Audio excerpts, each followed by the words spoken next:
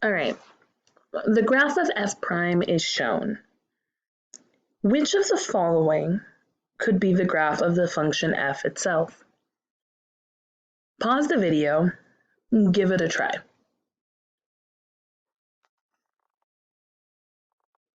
All right, so the best way to tackle this sort of problem is to ask yourself, what does the derivative tell us about the original function itself? We know a couple of things. We know that when the derivative is equal to 0, that those are potential minimums and maximums. So those give us those potential, dips and peaks. And so when we see here at 1, at 3, and at 5, we see that our original function is going to have potential minimums and maximums at those points. Now, we also know that the sign of the derivative tells us about what the original function is doing. If the sign is less than 0 or negative, we know that the original function is decreasing, so going down. We know that if the sign is positive, the original function is increasing or going up. So we see here this section of the graph is negative, this section of the graph is positive, and this section here is negative. So we know that our graph will go down, then up, then down, in that sort of manner. And also, we can see that if we took the derivative of the derivative, if you look here at 3, that there's an inflection point at 3, right? That second derivative would actually be 0 at 3.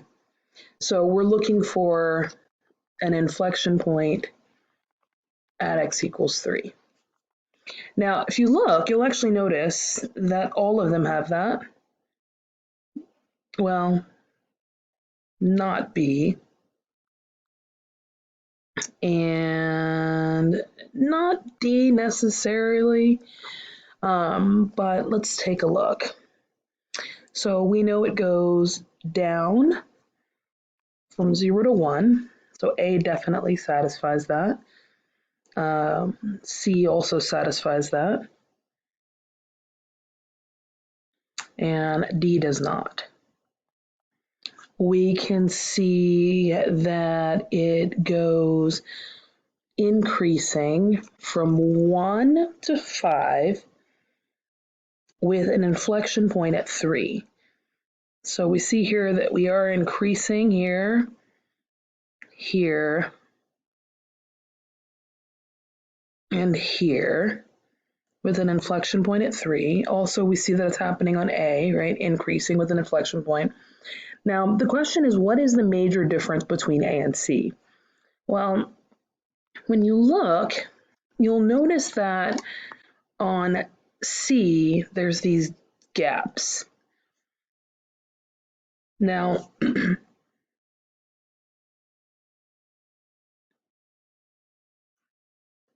that would only occur if I took the derivative of, say, a sharp corner.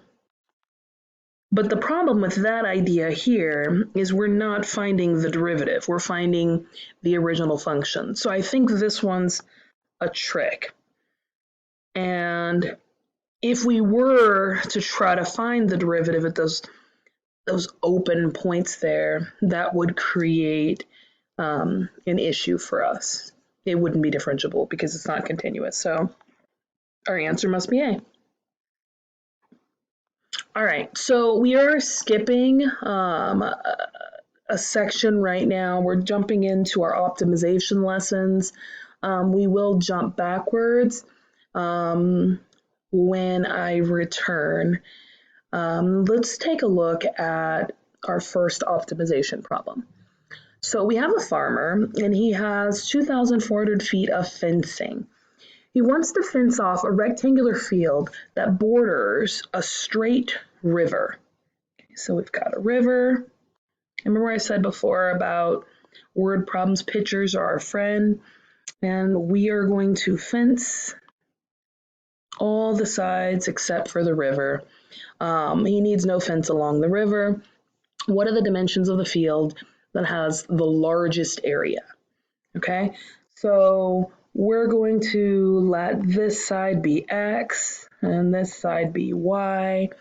And then we know that the area is going to be XY. And we would like to maximize this. We do know that we only have 2,400 feet of fencing. So we have two relationships right now. We have that the area is XY, but we have that our perimeter, which is X, Y, and X, right? Perimeter is distance all the way around.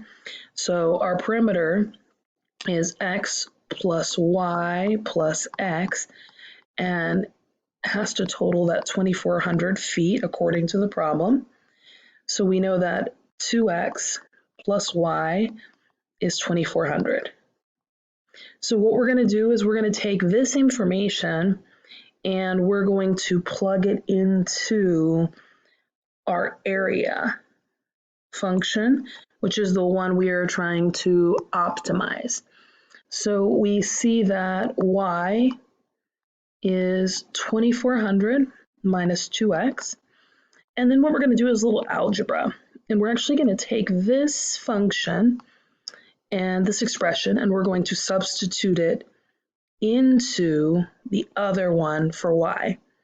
So we get a is equal to x times 2,400 minus 2x.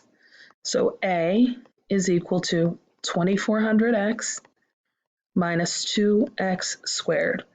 Now remember, we are trying to create the largest area. So what we're going to do is we're going to find a maximum. And as we learned previously in our other problems, is that we can maximize something by identifying critical points. So we're going to take the derivative and we're going to get 2,400 minus 4x, and then we're going to identify our critical points. So we'll set this equal to 0. Let's go ahead and factor out the 4. So then we get 4 times 600 minus x.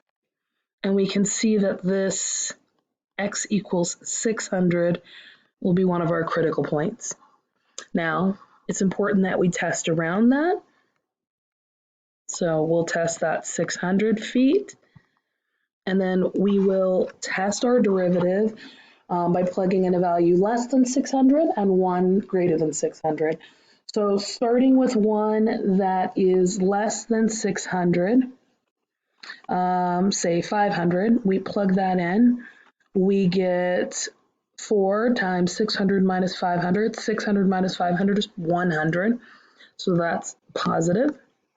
And then plugging in something bigger than 600, say 700. 600 minus 700 is negative 100, so that's a negative. So then we go increase to decrease at 600, meaning up and down, meaning that's a local or relative maximum. So then the question is, what are the dimensions that maximize this area? So remember, x is our 600 feet. And then if x is 600, we can find y by simply plugging it into this relationship that we had earlier. So y is 2,400 minus 2 times 600. So y is 2,400 minus 1,200. So y is 1,200 feet. So the dimensions that maximize our area are 600 feet by 1,200 feet will maximize the area of the field. And that's pretty much it.